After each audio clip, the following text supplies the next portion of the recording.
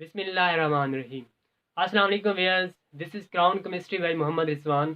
Today I am going to explain molecular orbital theory. Molecular orbital theory की basic points की बात करें तो first one है atomic orbitals combine to form molecular orbitals. तो हमारे एटम जो कि आपस में कंबाइन होते हैं मॉलिक्यूल बनाने के लिए, तो उन एटम के अंदर जो ऑर्बिटल्स होते हैं उनको हम एटॉमिक ऑर्बिटल्स कहते हैं। जब वो एटॉमिक ऑर्बिटल आपस में ओवरलैप कर लेते हैं तो मॉलिक्यूल जो बन जाता है, तो उस मॉलिक्यूल के अंदर जो ऑर्बिटल बन जाते हैं उनको हम क्या नाम देते हैं? Molecular orbitals. तो मॉलिक्यूलर ऑर्बिटल असल में ये दो टाइप्स के होते हैं हमारे पास। एक को हम कहते हैं बॉन्डिंग मॉलिक्यूलर ऑर्बिटल और एक होते हैं एंटी बॉन्डिंग मॉलिक्यूलर ऑर्बिटल। तो एटॉमिक ऑर्बिटल्स ने आपस में ओवरलैप किया तो उसके रिजल्ट में बनने वाले ये दो ऑर्बिटल जिनको हम मॉलिक्यूलर ऑर्बिटल कहते हैं, उनका एनर्जी डिफरेंस होता है। इनमें कुछ ऑर्बिटल होते हैं जिनकी एनर्जी कम हो जाती है और वो स्टेबल हो जाते हैं, तो उनको हम क्या कहते हैं? तो इस वजह से बॉन्डिंग मॉलिक्यूलर ऑर्बिटल को हम क्या कहते हैं? उनकी एनर्जी क्या है? कम है, लेस एनर्जी है। और जिनकी एनर्जी हाई रहती है उनको हम क्या का नाम देते हैं? Anti bonding molecular orbital. अब जो कि फॉर्म्ड बाय अट्रैक्शन, इसका ये मतलब है कि एटॉमिक ऑर्बिटल्स की अट्रैक्शन से बनने वाले मॉलिक्यूलर ऑर्बिटल को हम क्या नाम देते हैं? Bonding molecular orbital.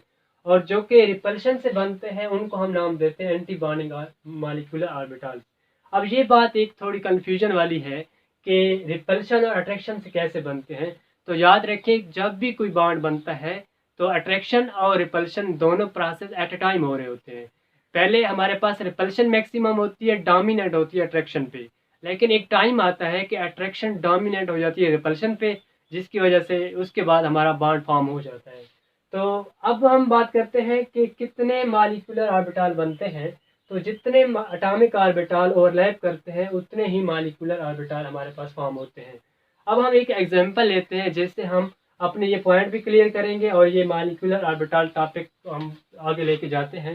हमारे पास एग्जांपल है हाइड्रोजन मॉलिक्यूल की। हाइड्रोजन मॉलिक्यूल में हमारे पास एटम कौन सा है? हाइड्रोजन एटम, जिसका एटॉमिक नंबर 1 है। तो इसका हम क्या लिखेंगे? इसका जो एटॉमिक ऑर्बिटल है वो 1s1 है। तो अब हम एटॉमिक ऑर्बिटल की बात कर रहे थे ना, तो यही 1s1 ही असल में क्या है? एटॉमिक ऑर्बिटल है, ये एटम का ऑर्बिटल है। अब इसी तरह हमारे पास एक दूसरा हाइड्रोजन होगा, उसका भी इसी तरह क्या होगा? 1s1। तो ये 1s1 ये और ये दो एटॉमिक ऑर्बिटल्स हैं हमारे पास।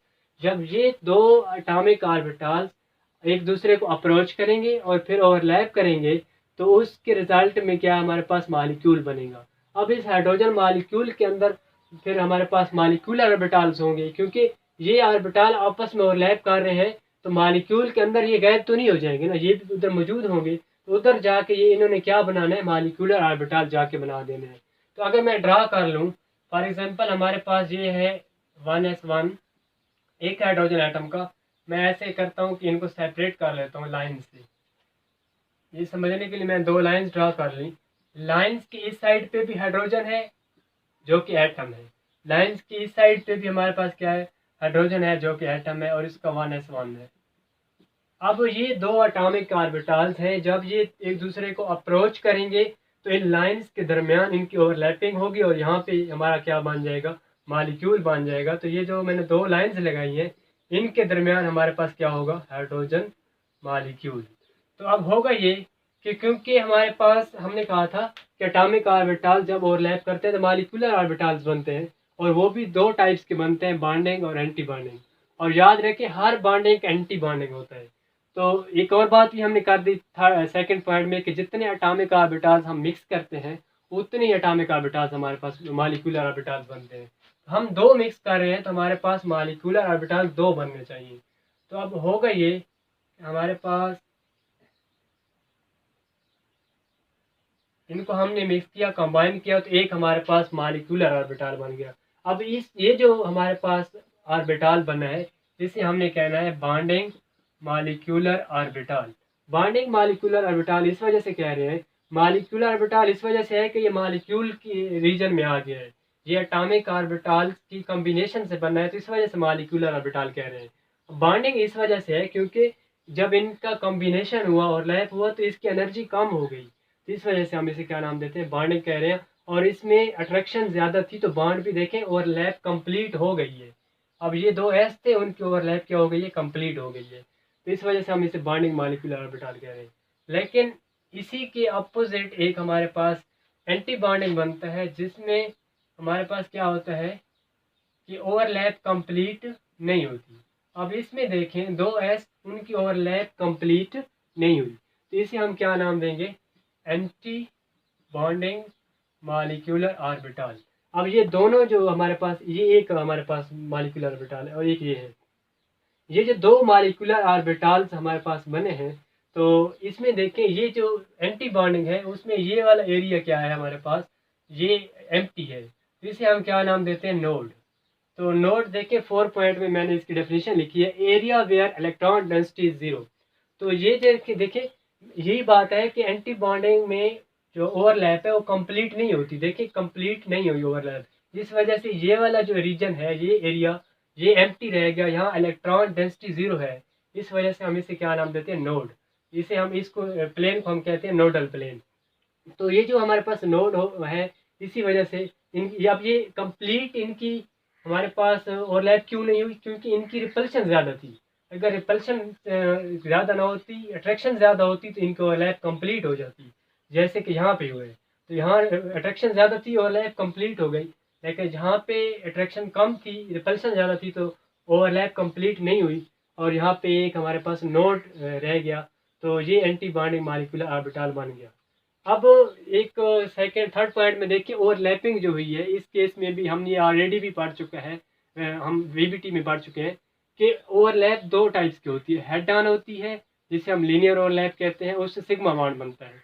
और सेकंड होती है हमारे पास साइडवेज ओवरलैप, उसे पैरेलल ओवरलैप कहते हैं, उससे पाई बॉन्ड बनता है।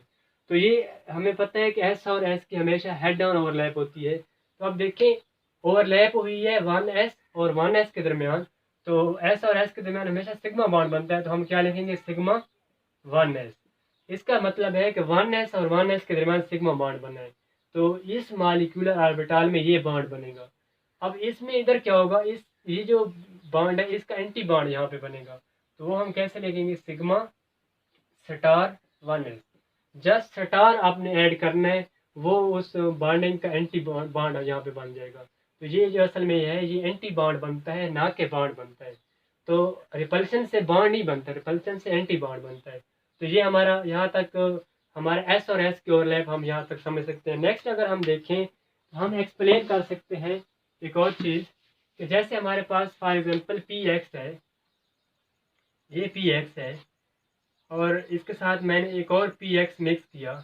ये दो पी एक्स, ये एक एटम से, ये दूसरे एटम से है, इन्होंने एक दूसरे को ओवरलैप किया, और इससे क्या हुआ कि हमारे पास क्योंकि दो एटॉमिक ऑर्बिटल्स हैं, तो दो मॉलिक्यूलर ऑर्बिटल्स बनने चाहिए, तो दो बने, एक की एनर्जी कम होगी, एक की ज़्यादा होगी।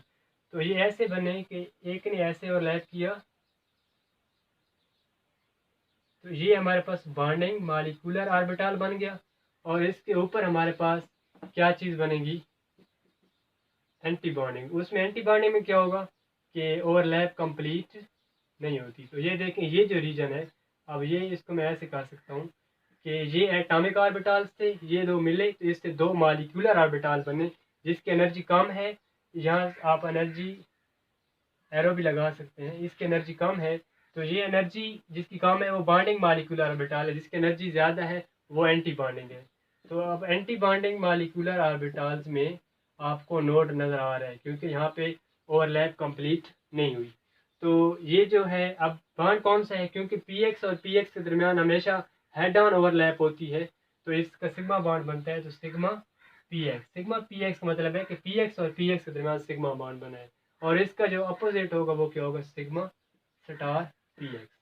तो ये तो हमारे पास अभी हेड ऑन ओवरलैप है। हम साइडवेज ओवरलैप की बात अगर करें, तो वो पी वाई और पी वाई या पी जी और पी जी में होती है। तो आप देखें, आपके पास एक वाई है और ये सेकंड वाई है, दो पी वाई है।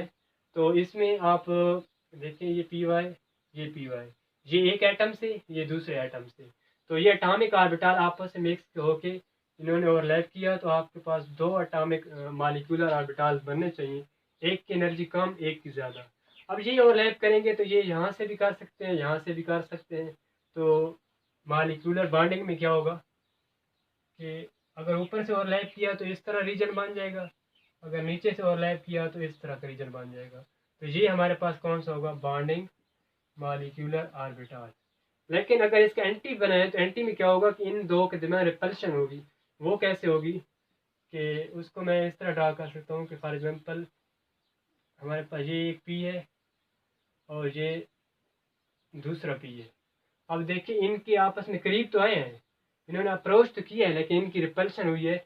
इस वजह से आप देखें तो ये वाला जो रीजन है, ये वाला क्या है, खाली है। इस वजह से इसे हम क्या नाम देंगे, नोड। अब पी वाई और पी वाई के दरमियान पाई बॉन्ड बनता है, तो हम कहेंगे कि पाई पी वाई। तो ये बॉन्डिंग मालिक्यूलर ऑर्बिटल में जो बॉन्ड होगा उसे हम क्या नाम देंगे, पाई पी वाई। और जो इसका अपोजिट बनेगा एंटी बॉन्ड, उसे हम क्या नाम देंगे, पाई स्टार पी वाई। अब आप देखें इसमें कि हमने मालिक्यूलर ऑर्बिटल बॉन्डिंग और एंटी बॉन्डिंग दोनों बना लिए। तो अब हमने क्या करना है कि हमने इलेक्ट्रॉन फिलिंग करनी है।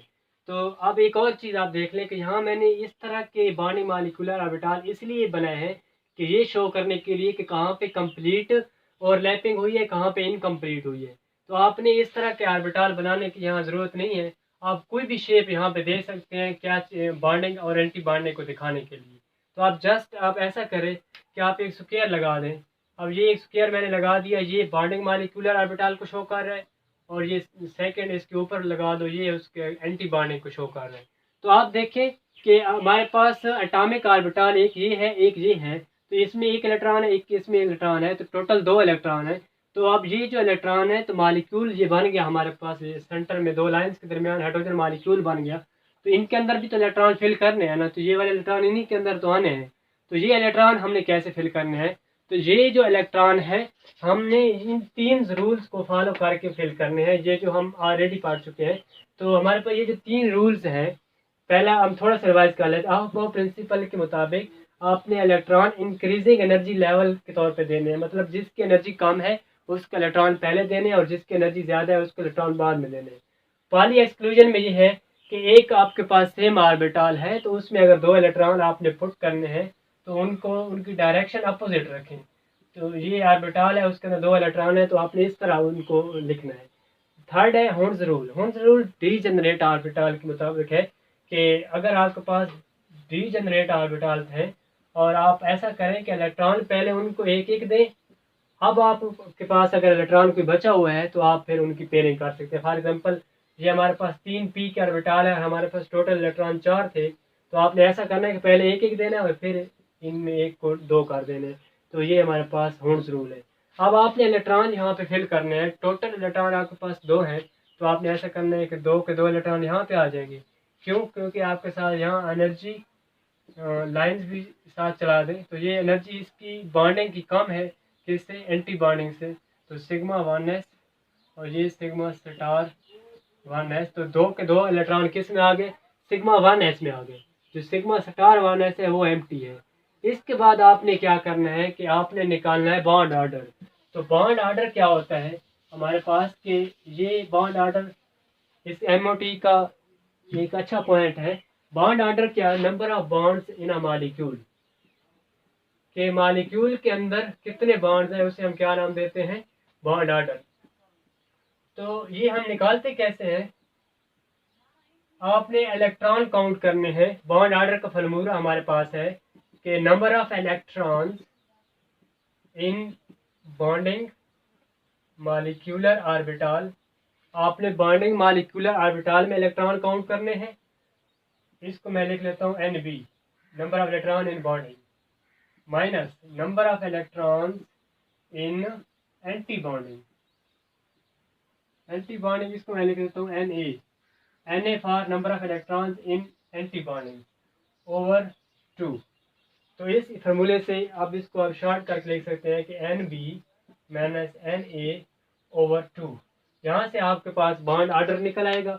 बॉन्ड ऑर्डर आपको ये बताएगा कि आपके मॉलिक्यूल के अंदर कितने बॉन्ड मौजूद हैं। तो इसी का अगर हम बॉन्ड ऑर्डर निकालना चाहें तो आप देखें हमारे पास बॉन्डिंग में दो इलेक्ट्रॉन है, एंटी में 0 है। तो बॉन्डिंग में कितने हैं, दो, एंटी में 0 over 2, 2/2 is equal to 1। It means hydrogen के अंदर एक बॉन्ड है, तो हम कैसे हाइड्रोजन मॉलिक्यूल को कैसे लिख सकते हैं? H single bond H।